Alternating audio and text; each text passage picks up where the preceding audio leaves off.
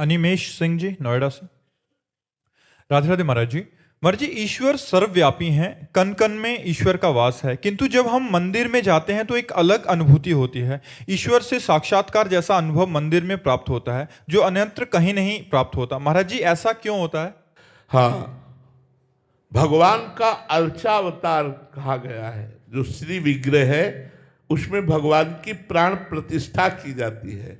जैसे दूध में घी है, पर जब हम उसकी प्रक्रिया करके निकालते हैं तभी स्वाद मिलता है। दूध पीने से घी का स्वाद नहीं मिलेगा।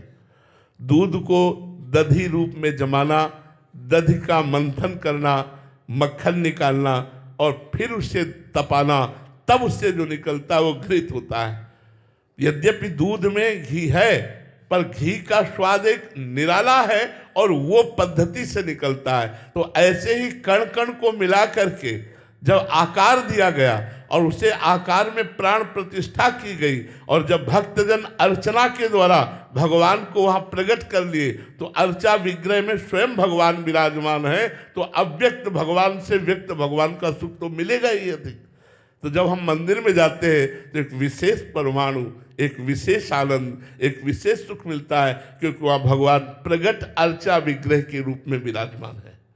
महाराज जी, जो साधक या महापुरुष जन व्यापी मतलब जो प्रभु अंदर विराजमान है, उनमें भी जब भगवत भाव करते हैं उनको भी प्रत्येक चलते फिरते बिल्कुल ऐसा ही अनुभव होता है जैसे इसको मंदिर में अनुभव होता है। ऐसे हर व्यक्ति, वस्तु, स्थान तभी तो निरंतर परमानंद में मगन रहता है, क्योंकि सर्वत्र भगवान का दर्शन करता है। सी राम में सब जग जानी, करो प्रणाम जोर जुग पानी। वो मंदिर में जाए या ना जाए, वो हर समय परमानंद में मगन रहता है, क्योंकि सब में श्री राम को देखता है। सर्वम खलमिदम ब्रह्म ने नास्ति किंचन, सर्वत्र ब्रह्म बुद्धि हो गई तो ब्रह्म भूता प्रसन्नात्मा न शोचति न कांक्षति, समा सर्वेषु भूतेषु मद्भक्तिम लभते पराम। वो ब्रह्म भूत हर समय अखंड प्रसन्नता को प्राप्त होता है, जो सर्वत्र भगवान का समदर्शिना, जो सर्वत्र भगवान का दर्शन करता है, सर्वत्र आत्मस्वरूप का दर्शन।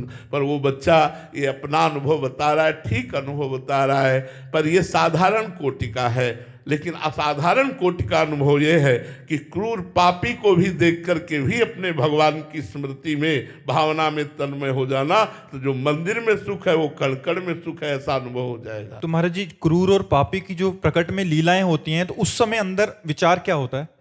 जैसे हीटर गर्मी फेंक रहा है, लेकिन विवेकवान हीटर की गर्मी और कूलर, फ्रिज आदि, एसी आदि की ठंडी, इन क्रियाओं को देख करके बिजली को नहीं भूलता।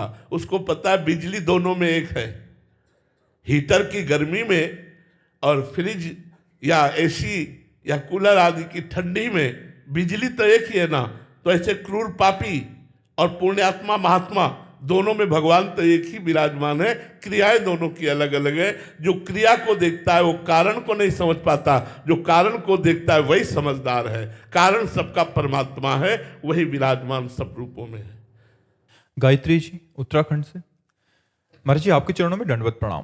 गुरुदेव, भगवत प्राप्ति और प्रेम प्राप्ति में कुछ फर्क है क्या? भगवत प्राप्ति में मोक्ष भी आता है, सारिष्ट सामीप्य सायुज्य एकत्व आदि, लेकिन प्रेम में एक दुर्लभता है। वो मोक्ष भी दीयमानम न ग्रहणन्ति विना मत सेवनम जना, वो मोक्ष देने पर भी स्वीकार नहीं करता। वो अपना कल्याण भी नहीं चाहता, वो बस अपने प्यारे के वियोग में तड़पना चाहता है। प्यारे का नाम ले लेकर के उसकी याद में रो रो करके समय व्यतीत करना चाहता है। ऐसे प्रेमी जगत को पावन करने वाले होते हैं। जो मोक्षाभिलाषी है वो तो धन्य है ही, लेकिन जो मोक्ष त्यागी है, मोक्ष का भी त्याग करके भगवान के विरह में तड़पना चाहते हैं। इसीलिए गोपियों की चरण वंदना परम ज्ञानी बृहस्पति शिष्य, भगवान के मित्र, भगवान के मंत्री उद्धव जी ने की। क्यों? क्योंकि गोपियां हर समय भगवान श्री कृष्ण के प्रेम में उन्मत्त रहती थी। गृह कार्य करते हुए भी कृष्णाकार वृत्ति रहती थी। विक्रेतु कामा खिल गोप कन्या मुरारी पादार पिचित्त वृत्ति दध्यादिक मोह वसाद वोचर गोविंद दामोदर माधवेति। इतनी तन्मयता थी कि बोलना चाहिए दही ले ले दही, तो बोलती कोई गोविंद ले ले, कोई दामोदर ले ले, कोई माधव ले ले। भगवत प्रेम अत्यंत दुर्लभ वस्तु है। भगवान से यही प्रार्थना करनी चाहिए कि प्रभु मुझे अपने चरणों का प्रेम प्रदान कीजिए, अपने नाम का प्रेम प्रदान कीजिए, अपने धाम का प्रेम प्रदान कीजिए, अपने रूप का प्रेम प्रदान कीजिए। और मैं कभी मोक्ष या कल्याण नहीं चाहता।